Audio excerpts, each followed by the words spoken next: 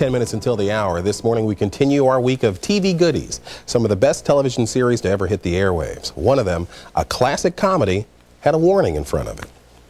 Boy, the way Glenn Miller played. Songs that made the hit parade. Before Carol O'Connor and Gene Stapleton first serenaded America back in January of 1971, a disclaimer alerted viewers that what they were about to see was unlike anything they'd ever seen before. What's in the name, anyhow, huh? In my day, nobody went around calling themselves Chicanos, Mexican-Americans, Afro-Americans. We was all Americans.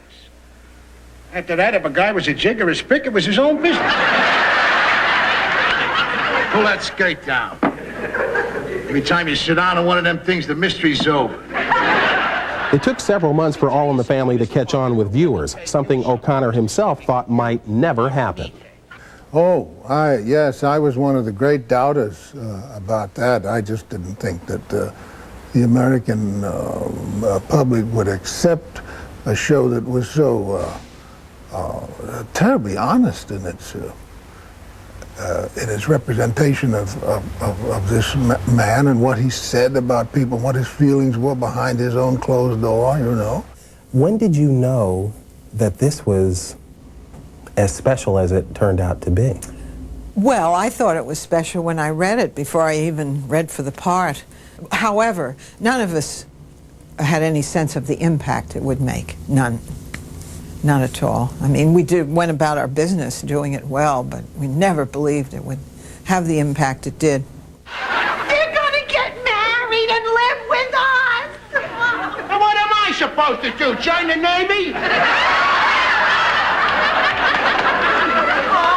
You know how you've always prayed for a son. Well, now your prayer has been answered. The good Lord must have heard you. In 49 years, he answers one prayer, and this is it? After its first season, All in the Family rocketed to #1 in the Nielsen ratings. It held that position for 5 years. As popular as it was also attacked by those on both the left and right of the political spectrum. Well, President Nixon saw the show, and he was asked about what he thought of it. He said they're trying to make a fool out of a good man. People on the left said that we shouldn't be making a hero out of a guy like this. And we couldn't say, well, we're not making a hero out of him. His position is always being made to look foolish. But that didn't satisfy them. What I always wonder is how much does an actor bring to their role? Edith ran everywhere she went. Mm-hmm. Your idea, where'd that come from? Yes, that evolved because I'm a New Yorker, and New Yorkers always move fast, at least I always did, and so I knew that about her. What do people say to you when they come up to you, day in and day out, about how that show and Edith touched their lives? Well, it's wonderful. I mean, they thank me. They thank me for all of the laughter that they enjoyed and the pleasure it gave them. Isn't that wonderful? I was playing the most interesting character that I had ever played. And he remains the most interesting. Those were the days.